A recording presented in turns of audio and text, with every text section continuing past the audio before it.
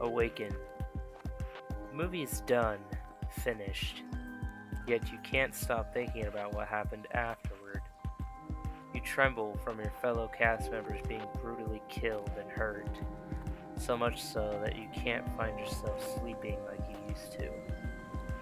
Now you find yourself alone with a candlelit flame to read your book, and the harrowing experiences you've had have now led you to even more stories of the same nature. Unfortunately, you pass out, the candle dwindling down slow, and soon your worst nightmare comes true. You find yourself engulfed in flames, forced to face the same fate as your friends and coworkers on set. And with that, welcome back to the third Haunting Files episode of A Delve Deeper. I'm your host, Joey, and I'm here with my co-host, Nate. That's me. So come follow us as we search the files for deeper understanding, finding, and meaning behind some of the world's greatest mysteries, hauntings, and cryptids. Come with us as we attempt to take a delve deeper.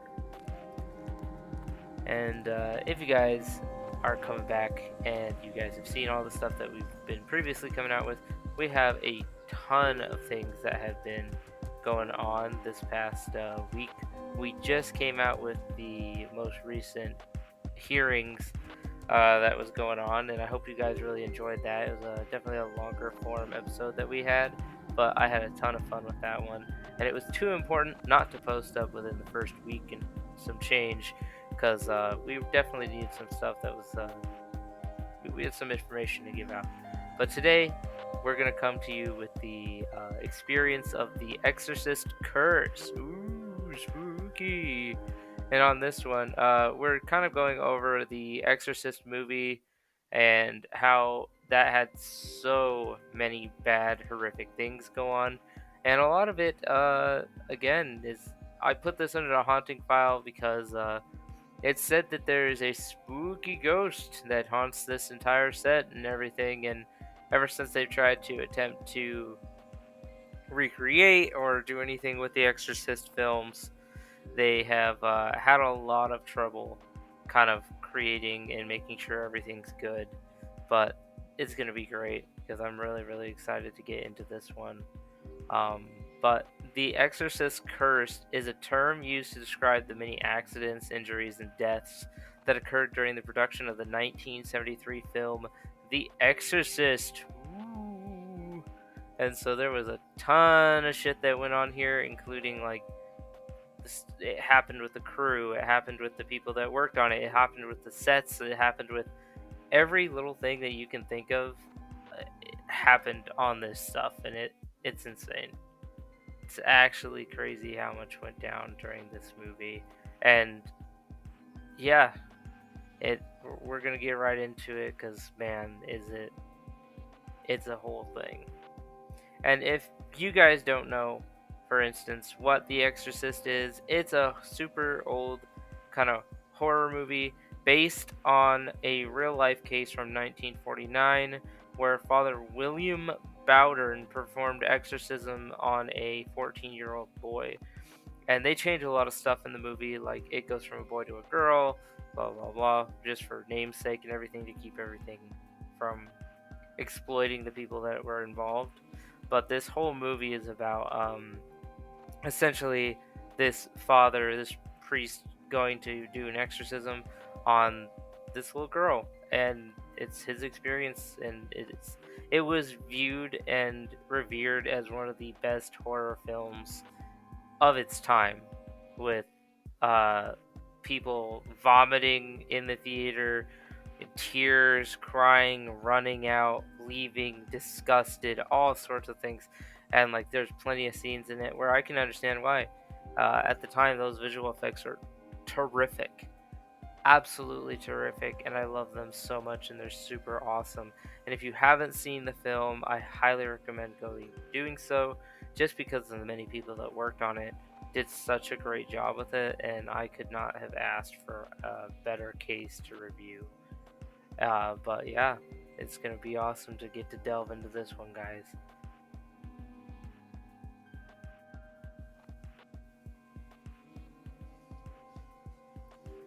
Alright, well, I'm gonna go ahead and get straight into the meat and potatoes of this one. Because this is the Haunting Files, the Exorcist Curse. And it's pretty interesting because during the film portion of, like the development of the film, I guess that would be filming. But so during that, there's a ton of things that went wrong, and a ton of stuff that was like I mean, we're talking over the course of just like a quick bullet point list. There was a fire, there was injuries to a bunch of people, a couple of the people died. There was a bunch of production delays. There was a lot of audience reactions when the movie came out, Oh which we yeah. talked about a little bit, and there's a lot of stuff, and there was a church that got hit by lightning, and even the film director William Friedkin pretty much was like, yeah, I definitely believe that the demonic possession. There's just things that can't be treated by medical or psychiatric means So after all this went down. that quote specifically too, he told horror magazine I never heard about Castle of Frankenstein in 1974. I didn't know that existed, but I need to find it. So if anyone out there knows where I can find a copy of that, Yeah, let me know. that's pretty cool. And yeah, so I'm gonna deep dive into some of these because these are crazy and So get your they're a lot of fun too. Like delving goggles on. I know. All right, so let's get into the first incident occurred around 2:30 a.m. one Sunday morning when a fire broke out on the set. There was only one security guard at the Seco 54th Street studios when the McNeil house set caught fire and burned down. The fire was a result of a bad electric unit, but it did shut down filming for 6 weeks while it was reconstructed from scratch. And ironically, as the new set was ready, the sprinkler system broke, causing an additional 2 week delay. Which this is the Oh. very first incident, and like the I'm gonna say you dropped the ball, security guard. Come on. Come on. For real. There's something I want to point out too about these incidences and the movie itself is all of this happened like in the early 70s, and it's important to realize that, when we actually started taking security safety when Nixon signed OSHA was 1971 is when it went into effect. So these are in the first 5 years of OSHA being passed. So they didn't have as many checks and balances as we do nowadays. So a lot of people are like, well, yeah, it's just because it was a dangerous job back then. Which is true for some things, but as we dive into it, you'll realize, oh, being safe didn't matter there. Yeah, if you were gonna explode, your family got a good $2,000 check. Right? Thank Yeah. you. Yeah, there's a time. But I think it's really weird. Like, this whole curse thing gets weirder and weirder the more you go. Like, a fire, you're kind of like, okay, alright, yeah, sure. The weird part here is that the McNeil house set burned down, but the only room that did not have any problems and actually was able to be reused was Reagan's room, which in the movie is the possessed little girl. Strange, huh? Pea soup.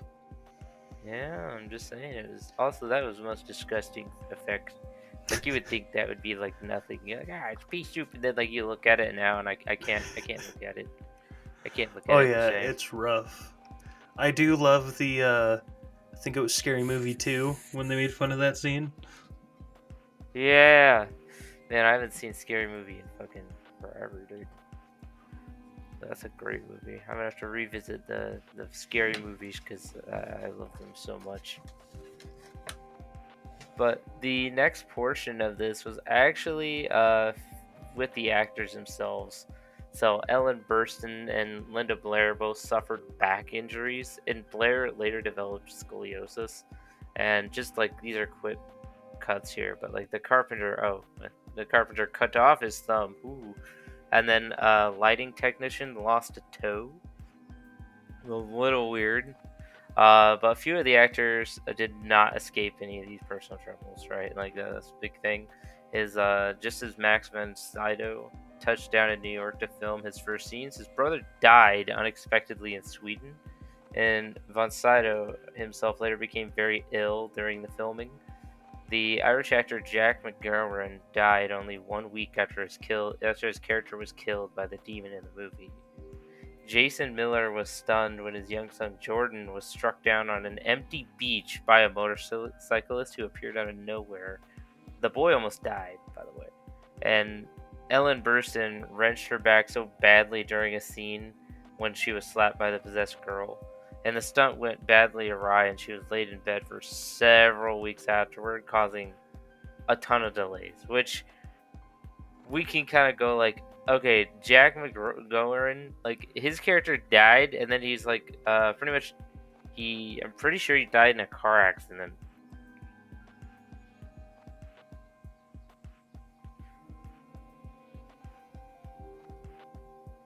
But yeah, the fact this dude died a week after his in character guy died was weird, and yeah, I just confirmed it. It was a car crash. He died violently in a car crash, which rest in peace, Irish actor Jack McGowan.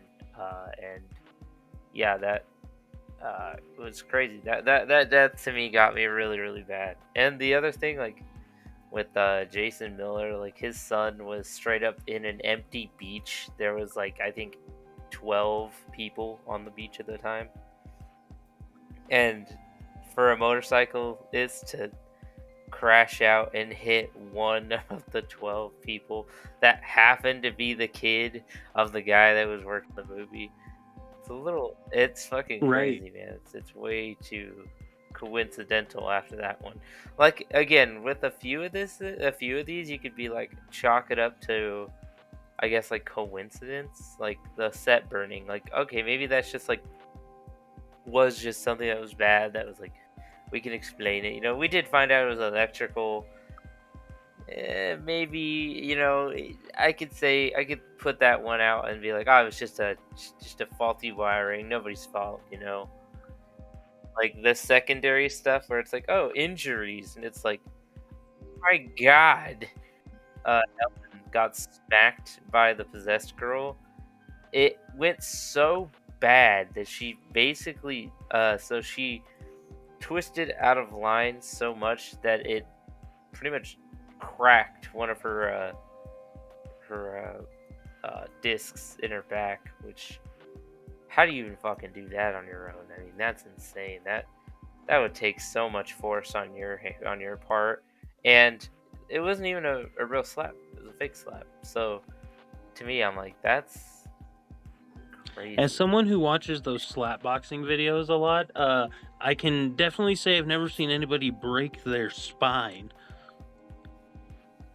Oh yeah, no, and some of those dudes, like the slap from oh, his name's like Butterball or some Yeah. shit like that, and he fucking slapped the shit out of the dude. Dude dropped an octave on his face.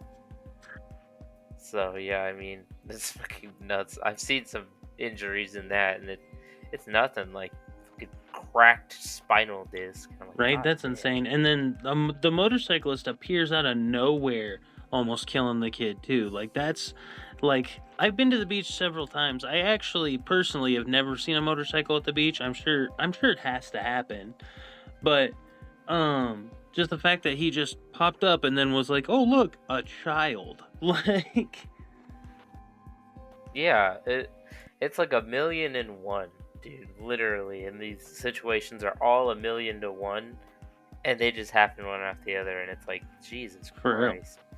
And the thing with in New York, one of the carpenters cut off his thumb while working on the set, while working on one of the set pieces. He just sawed right through it, and so that He was wasn't pretty even it. crazy. And one of the lighting technicians, oh yeah, he wasn't even an actor. He was just a dude. He was just working on the fucking wood.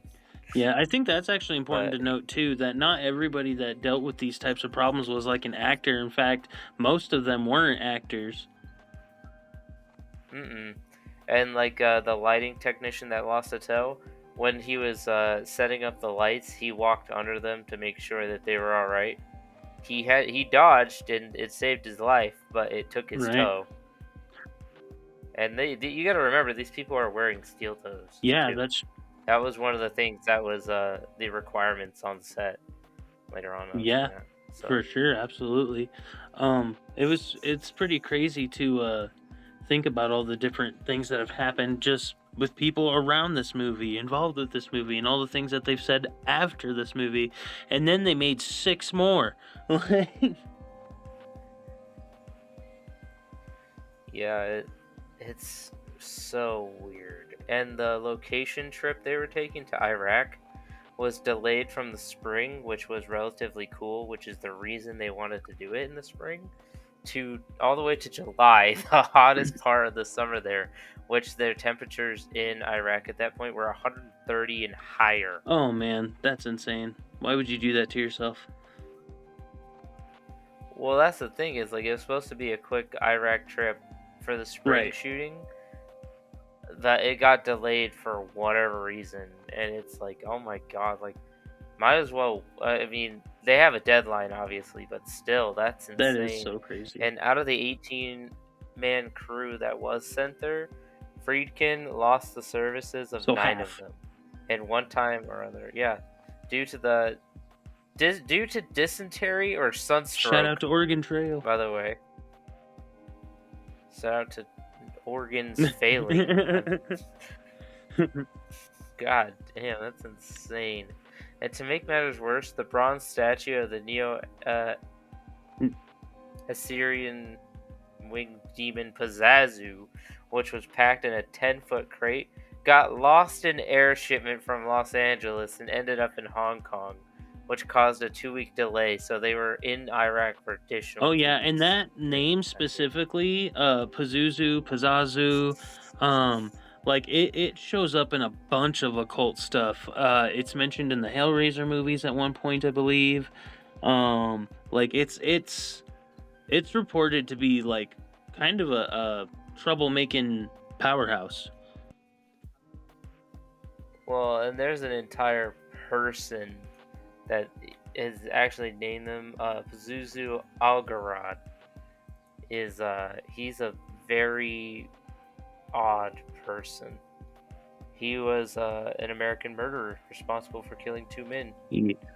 And yeah, he did a lot of stuff with the Satanic Bible, which he took a lot of that out of context, which even the writer of it commented on Pazuzu Algarad and was like, that is not what I was doing. Yeah, okay. yeah.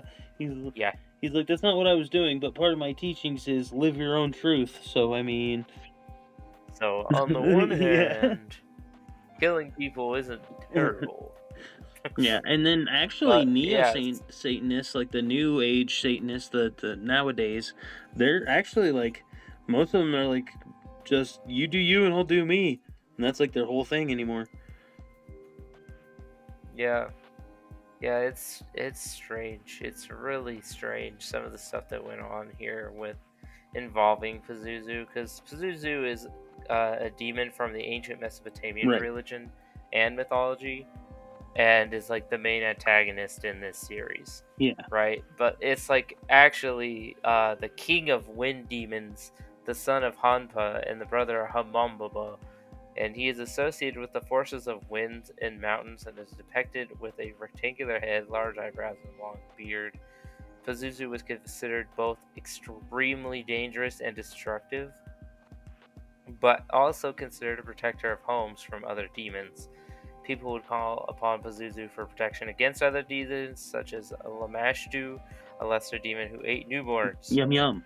So, yeah, there's some lore drop there from Pazuzu, and it's incredibly strange to be like, it's kind of like, let's pick the lesser of 2 evils. Is this guy going to potentially kill me? Probably, but you know, at the end of the day, I mean, my baby's not gonna die. It's not going to be dinner. It's not going to be in the lunch. Call that a kid's meal. I'm for real, for real. And like I said, man, the story of that in itself is weird and goes way deeper than what I Oh told you yeah. guys. But it's just that taking that name and putting it into this movie specifically, and then all this shit happens. I'm just saying, you're kind of playing with forces. You have no idea what you're doing with, bud. You know. Yeah. And I say that specifically because I am a believer in the paranormal, and maybe don't do that. Don't call things that you don't want to have in your home. Right. No, yeah. I kind of am too. The other day my 9-year-old goes, "Why can't we have a spirit board?" And I was like, "Cuz I ain't having one in my house. You could have one in your house." Listen, bro, I'm gonna be straight with you. That's gonna be a no Yeah, from for me. real. And then on them they're like, "Ages 9 and up." And I'm like, "You only got to be 9 to summon demons? What's happening right now?" Well, I mean, that's. I feel like every time I've ever heard a story with a Ouija board, it always goes terribly wrong, or there's like a lot of weird shit that goes on with it, and it could be weird, it could Oh, be strange, oh yeah, and my mom said she messed with one when she was a teenager. Says that the following 3 months afterwards were some of the worst of her life, and then refuses to expound upon that any further. I will say this on air. I have used a Ouija board when I was about 13. Ooh. So I was within the thing there, and I never really had very many experiences. The only thing I could tell you is that time and time again when we would use it, um, because my mom was very much into the occult versus my dad, a very For sure. Christian, held a very Christian standard. Yeah. So my mom was more into the occult and things like that. So she was like, "Hey kids, why don't we play this thing?" And I was like, "Okay." And then I kind of was like, "Oh, this is really interesting. They're answering my questions and doing all this stuff." And it's like very interesting when you're doing it. But I was also 13 and didn't understand there was rules to this. So after a while, I kind of like started doing it with my friends, my brothers and sisters and such. And it was never that big a deal when we were doing it. It always felt kind of strange, but it was never anything too strange in my personal Right, nothing opinion. that caused But trauma. I did have, yeah, I had something that was like we would have this person come through. I say that, and you can't see me, but I air quotes Oh, the person, tone and they implies. would come through. Yeah, every time we would do it, they would go through the rotation at least once of people we would talk to, and it was like after a while, like it started getting progressively worse, where it would be like, oh, he would start, it'd always be him first, and then he would get booted, and then we'd be talking to another guy, and soon enough, it just became him only, and that was when I was like, yeah, goodbye, I don't want to talk to you anymore, and then I burned the board in our fireplace. Fair though. So yeah, and I never had to deal with it again, and so that's pretty cool. There's my just my cool ass fucking backstory. Right. No, I have a story that actually deals with this specifically. And it's the Exorcist movie. I mean, specifically, the old 1973 one. Um, but Yeah, I absolutely. was babysitting for my elder sister one night, and I have 10 siblings, by the way, for anyone wondering. I was babysitting for her one night, and she had a trailer that was kind of like in the middle of nowhere. And I remember I was watching Mhm. this movie while the kids were asleep, and she had like one of those old, they look like off-white colored boxes on the wall. It was a thermostat. It was an old one. And I remember specifically at the part Mhm. where the girl like crab walks up the stairs.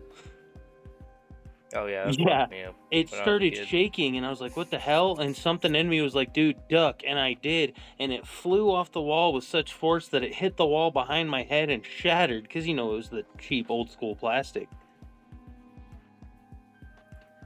But I've never That's forgot that moment. insane. I've never forgot that. And then I finished the movie and talked shit the whole time because that's how I deal with scary situations. I just talk shit about it. That's fair, man. You know, after I did the, I will say there is one thing that I used to deal with in my house a lot when I was younger. This is after, like, before I ever did the Ouija board stuff, so just keep that in context. But one of the main things that I used to experience a lot in my house growing up was shadow figures. And I have an experience with my mom that always fucked me up. It was when I was 12. Me and her, we would sit in the den in the basement, and we were sitting there and we were just talking about stuff. And I remember, you know, that feeling you get when somebody's watching you and you like turn Yeah. around, like that, like eyes in the back of your head type Yeah. deal. Also, I turned around and there's this figure, and Nate, like, you know how people are like, oh, within an instant they Yeah. disappeared, right? No, this thing was like 2 seconds, full seconds of it. Like, you know, when somebody's like leaning over against the wall and looking at Yeah. you?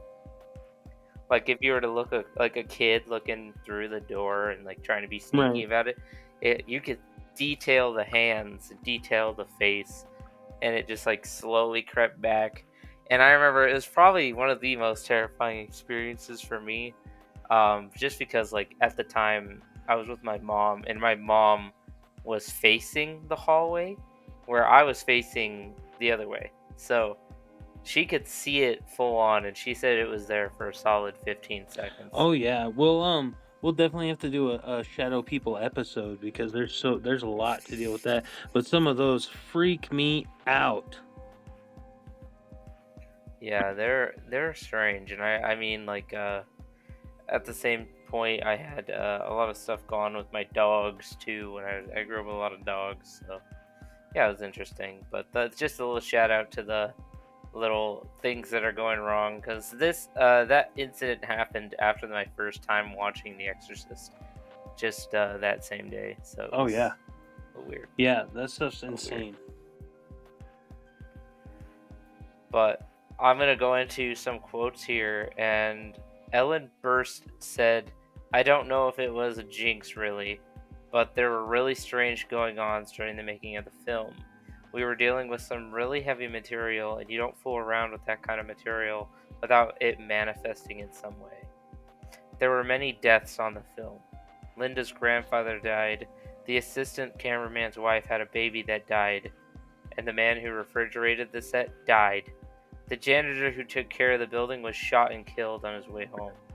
I think overall there were 9 deaths during the course of this film, which is an incredible amount, and it was Yeah. scary." Like that's 9 people in 1973. Dead. That's not. Oh, they cut off their toe. They don't have a finger Yeah. no more. That's Dead. dead. Moited in some way or another. Yeah, a lot of the people here were getting murdered. Yeah, and that's a lot of people, and I like that.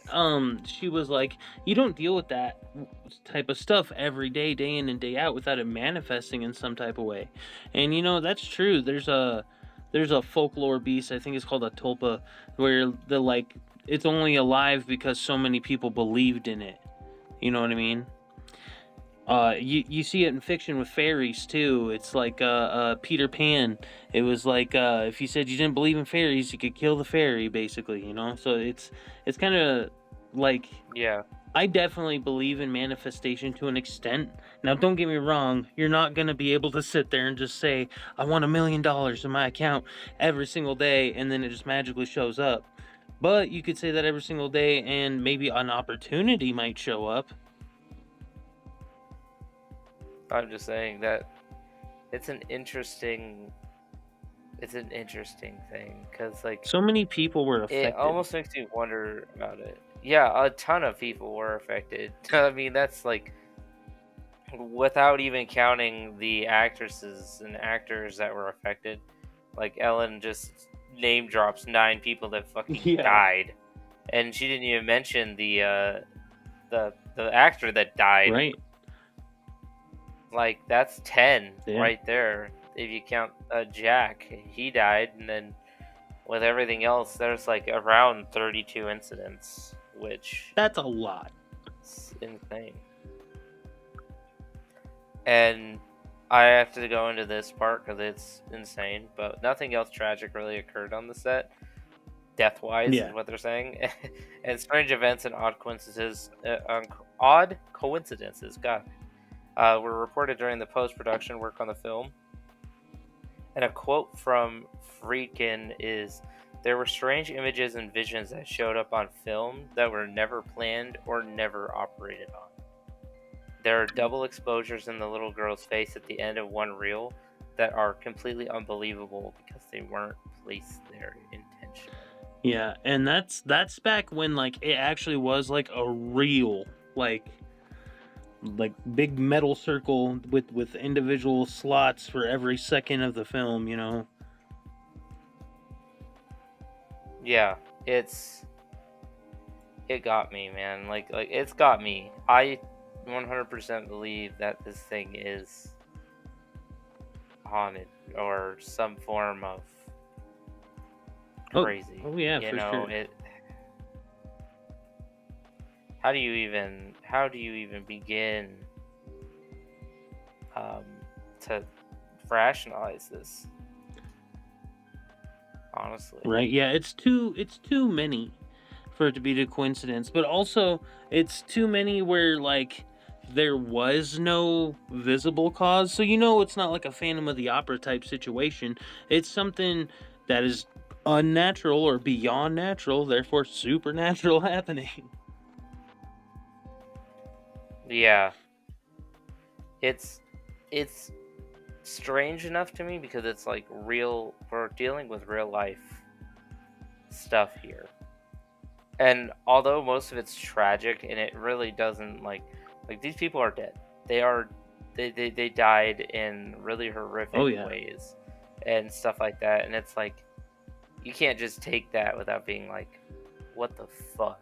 First off, like, okay, like a natural cause death, like that can't be that bad, you know, Right. like one of those things where like maybe it was just But happened. you know, Just coincidentally. nothing speaks to the capitalist side of America like all of those deaths happening, and then the movie doing so well on the box office when it opened that they were like, let's make 6 more. That's gotta make you feel kind of weird as the director after all this, Right. don't you think? Knowing everything that's associated with it. Yeah, I would feel kind of strange about it, but yeah, it was just one of those things where just, it's terrible what happened, but there's like so much of it that it makes it really believable, in my Yeah, opinion. well, it's like the thing that we always say on here. When you have this many people with this many experiences, there's no way you can discredit it. It's you'd have to discredit a crowd of people single like at once, and that's hard to do, especially with this many incidences.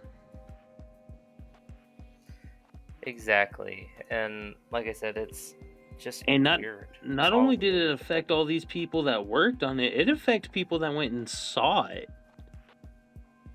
Yeah, because the film opened on December 26, 1973 to massive crowds. Within weeks of the first public screenings of the film, stories started making rounds and audience members that were fainting and vomiting in the theaters. Yeah, I've seen a lot of scary movies in theaters, never one that made me throw up. Okay. I actually had an experience this year with Terrifier 3. Oh. I had 6 people leave within the first 10 minutes of the film, and I had 2 people vomit at the end. Oh, dang. Yeah, it's a brutal film. I mean, if anybody out there is a Terrifier fan, it's brutal. You know, art is brutal. I've actually been waiting the for. stories are meant to I've be actually gory. been waiting for this one before I watch them because I know about Art the Clown. But I was like, if it's gonna be a trilogy, I like to. I don't know. It's weird. I like to wait for the trilogy to be out and then I'll watch it all. I do the same thing with like anime. I wait for it. If I know it's gonna be a short one, I just wait for it to finish and then I'll go watch it. Yeah. Well, there's also gonna be they're planning on making another 3. Yep, yeah, the first one dropped in 2023 called Exorcist Believer, and the next one is scheduled to drop in 26 called Exorcist Deceiver. Yeah, they're gonna have some interesting films come out for The Exorcist, and I enjoy them. Like I said, I've been such a fan for a long, long time that it's like really hard for me not to care about the movie, because I think the movie, although it went through so many trials and tribulations, came out to be one of the best horror films of all Oh time. yeah, it's a It's classic. still one of the best ones. When you picture and think of classic horror films, it's one of the ones that pop into your head, along with like Nightmare on Elm Street, Friday the 13th, and Exorcist. Like, it's in there. Exactly. And the nice part about the film is it created a widespread interest in exorcism, with renegade priests and self-proclaimed holy men started billing themselves as exorcists and demonologists, hoping to cash in on the popularity of the film and the widespread interest in the occult that followed its release. Rumors and half-truths have surrounded this film for pretty much ages. Oh yeah. And including the most controversial of all, that the actual demonic voices recorded during an exorcism were mixed into the soundtrack. Friedkin did admit that he was in the possession on a cassette recording of an actual exorcism performed in Rome. It's in Italian. It involves the exorcism of a 14-year-old boy. I got the tape through a Jesuit provincial of New York, and on the tape are sounds produced by this young man, supposedly possessed. So he 100% admitted, "Oh yeah, no, I use actual sounds from a cassette of a exorcism." He's like, and listen, if you're one of those people too who, like, I believe in it a little bit, not as much as some, but like, if you're one of those people who believe everything runs on a frequency and certain frequencies can affect certain things in certain ways, the fact that you would do that is crazy. Yeah, it's. I don't even know what to think about that. Because, first off, the fact that you have it means you have connections. Oh yeah.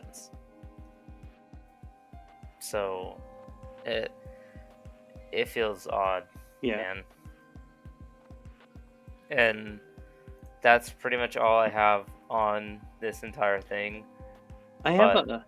Yeah, I got a couple things. They're not as crazy as the Exorcist Curse, but it's still like about how people were affected afterwards. Like, for instance, Linda Blair, the girl that played Regan, even though she won a Best Mhm. Supporting Actress Oscar nomination at 15, which is impressive by anyone's standards. Don't get me wrong. Not. yeah, So absolutely. many people told her that her performance was glorifying Satan, and she got so many death threats that Warner Brothers personally sent bodyguards to care for her for like 6 months after the movie. Yeah, it was bad. Oh yeah, it's insane, like, how much people like took this to heart and how it affected people, and so many people got hurt and like died, like we said, for this movie. Some people tried to sue Warner Brothers. Like, one woman, she fainted so hard, like she was so shocked by the film, she fainted and broke her jaw, and that made her sue Warner Brothers. Again, it's like being slapped so hard you Yeah. break your spine. How do you fall in such a way you're breaking your jaw? Well, the other thing is, like, dude, it's really strange because, like I was saying about the whole, it's a fake slap. So it's not even. How do you even Oh yeah. do that? How do you even? Yeah, and then I mean, and Proceed to this do was the something like that 70s too, to- so they didn't have like access to our technology and stuff. So like the woman that did the demon, that real scratchy like demon voice, she actually chain smoked, was pounding Jack Daniels, and was swallowing raw eggs to achieve that slimy, guttural voice that she did. And then 15 years after the movie comes out, 1987, her son commits a bunch of crimes against their family and then just kills himself. So, like, yeah, this was years later, but again, another person affected, and she, dude, I could not imagine chain smoking, pounding Jack Daniels, and swallowing raw eggs just for a few lines in a movie. A movie. I mean, hey, that takes voice acting to another fucking level, dude. I'll tell you that. Maybe just practice a Right, little yeah. bit. You know, practice a little bit I know, more. but like, that's the "your mother sucks cocks in hell," that famous line. That's how she got that voice. Like, Yeah, I remember it. It's pretty crazy. and then I have no idea how. Like again, it's so coincidental, and they say that every fucking Right. time. But it just can't be all Right. coincidence, man. It's It too much can't. coincidence for coincidence to be coincidence. It just like I said. And what's man, crazy is this is the it's too movie, much. and like it'd be easy to be like, oh, it's just a movie, except that it's based on a 1971 book, which is partially based, and I'm using that word partially, doing heavy lifting right here. But it's partially based on the 1949 case of a 14-year-old boy from Maryland who was reportedly possessed. He got taken to Yep, from Father William Yeah. Browder. He got taken to St. Louis, Missouri, where a group of priests performed the exorcisms on him, both at a relative's home and then a hospital, with the rituals lasting for weeks. That's some dedication. Yep. It's insane to know some of the practices that they go through to do exorcisms. It's really weird, and they don't really do them.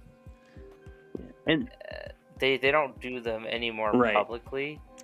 There's private, and there has to be exorcisms that happen, super extenuating circumstances. Yeah, from what I know now, I think the church itself has like pretty much banned the use of them. Yeah, Unless under like very, very specific. exactly. And then again, it takes weeks to go under review and a bunch of different stuff. So And I'll have to look more on that myself, but it's right. different. And specifically the part in the movie and stuff like that they took from that case in that book was the pea soup part, because to us it just looked like vomit. It was pea soup, you know what I mean?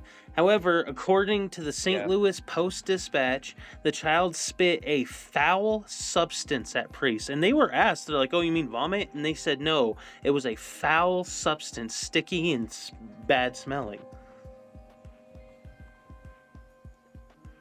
Bile, but 10 times basically, worse. yeah. Think of it like that. And you know what? The other thing that really got me too was the church lightning event. During the premiere in Rome, that church that got hit by lightning, it like burned down and everything. Like it was. So my headcanon for that, I know most people are going to be like, it's God. My headcanon for that is, well, it's Rome and it was lightning, so I think Zeus just got scared of the movie and didn't want to admit it. He felt that it was a mockery. Yeah.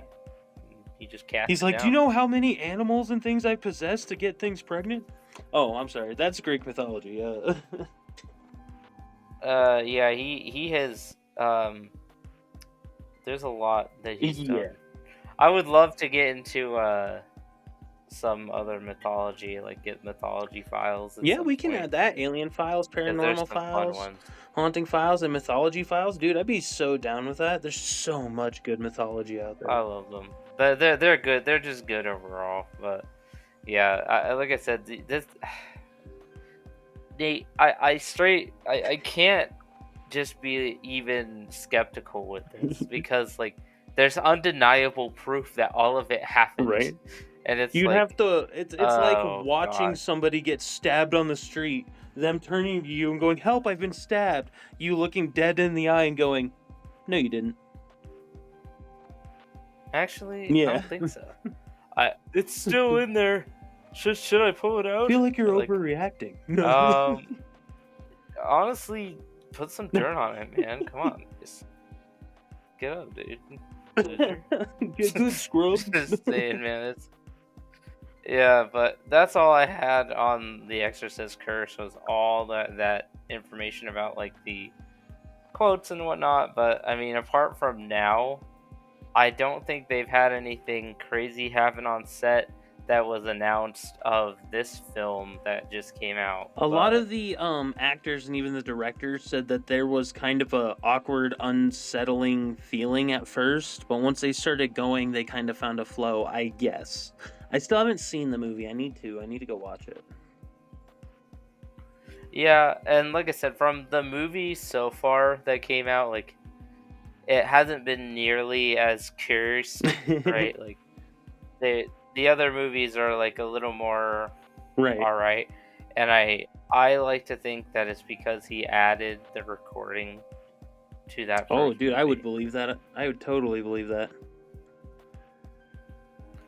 Like, I think because that they're not using actual recordings at this Right. point, it's not going to affect Right. anything that badly, you know, but like using that recording, I feel like is Opening just the door. my own little, yeah, you're opening the door to bad juju, and he didn't tell anybody until it had already Right, been yeah, done. exactly. So They're like, that was a good shoot today, Bill. Where did you get that weird audio? And he's like, oh, demons. oh, you're so fun. I like to think the entire cast like just went over their They're- head, and it's like, oh yeah, demons. They're like, oh dude, you know this guy freaking, he's always got jokes. He always got jokes, and you're just like, and then later on you're like, that guy's wife died in like a severe accident, and he's like, why did you use recordings?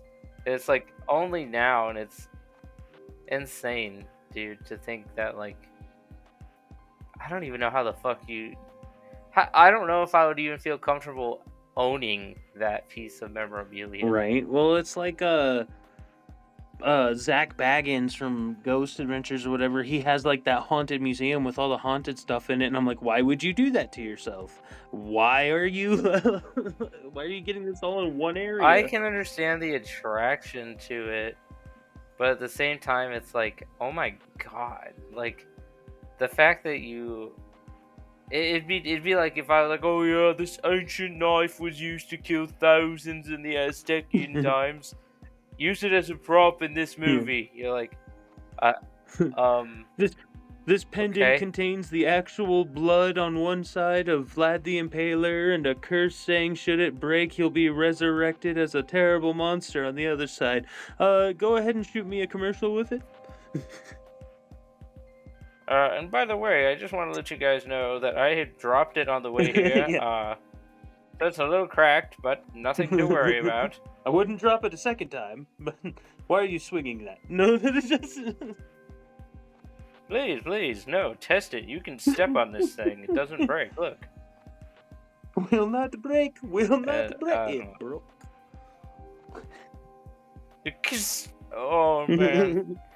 Yeah, so like I said, why would you do that?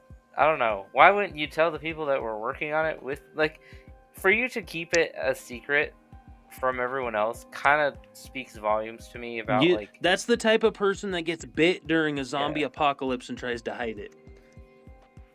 Exactly. They're like, no, I'm fine. And they're, like, rotting from half their body. Like, dude. I cut myself. It's a little tetanus. I do got this weird I'll be craving fine. for head cheese. I'm sure it's unrelated. Excuse me? Yeah. But it just it speaks volumes to me about, like, you know that it's kind of fucked to use this, and you're doing it anyway. And while, yes, it worked at the end of the day, at what cost? Yeah, for real. I Apparently swear, 10 what people. cost? Minimum. Yeah, a minimum. And then later on, Yeah. more. And then all the injuries. So... That's the thing know, too. man. It's There was like only that- 10 deaths. She said there was like 32 incidences. That's like 22 more injuries. Like, there are some attacks Yeah. in wars that don't have that type of a body count. Like, Yeah, I mean, some would consider this a war, Nate. I would it's too. it's the war on War the on war on soul. exorcists. Yeah, I think it's the other way. Demons assaulting people. I'm just saying. I don't think there's enough sage that could save this set. No, there's not. There's definitely not enough sage, and there's not enough equipment for us to delve any deeper on it. Callback. Ooh, baby. But yeah, thank you to all of our delvers out there that have been watching for a while. Really hope you guys enjoy this one. It was kind of a lighter, more. There's not a lot of recent things that happened on this set besides like that one that you Right. mentioned, Nate, where like, that's kind of some of the more recent stuff that's happened. I don't think we're gonna see any more things come out of the Exorcist movies, since we're not really dealing with actual tape of people being exorcised. Demons. So hopefully he doesn't come back. Hopefully for the newest movie they have in 2026 doesn't have something like this. Hopefully they learn their lessons. And I know I have learned mine. Because Nate, I am probably going to sage my own house. Yeah, after for this, real. Because I spoke some words I did not feel were Like the good. big one with So, a P. Yeah, I'm kind of scared that if I say the name again, it's going to be like Right, like you said it Beetlejuice. 3 times. Here it comes. I'm scared, please, not the sandworm. My ass. Yeah. Yeah, so, yeah, that's everything that we have on this one, guys. I really appreciate you guys, and remember, please share with your friends and loved ones, because we want to be able to delve with you even deeper this coming year. We're going to be the So deepest we've of seen some pretty good delvers. growth. I hope so, and I hope you guys like listening to us talk about this weird shit, because I like talking about weird shit, and I believe in a lot of weird shit. That's because we ourselves are weird shit. No. I mean, you're not wrong there. I mean, Yeah. fuck. Really though, thank you all. Please share, tell everybody, pass it around as much as you can. And I believe our next one, we're back to cryptids. We are back to cryptids on our next episode, and I look forward to that. And I look forward to coming back here with you, Nate, and talking more about our chart. Sir. We got to get that caked up cryptid chart. Where do you think the P-Man is gonna go on the chart? Where does who? Where's the P-Man on the chart? Man, I don't know. Definitely higher than the Greys and the Wendigo, I feel. But I don't know, man. I feel like Mothman doesn't have competition. I think he's taken... Yeah. Mothman is... He's number one, for sure. I would say, for now, I'd put him on second place. I don't know if you've seen some of these statues. But he's pretty... He's got a thicket list. You're right. Yeah, that's why I was saying he's definitely more than a Wendigo, but definitely no Mothman. So yeah, I think that's a good spot for him. Yeah. Number 2 on our chart.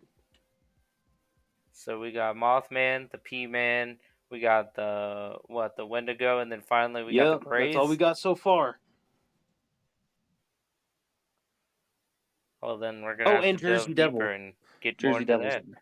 Oh, and the Jersey Devil, yes. Yes, almost forgot. But yep, so all right, awesome. Yeah. We'll see you guys next time when we delve deeper. Yep, later.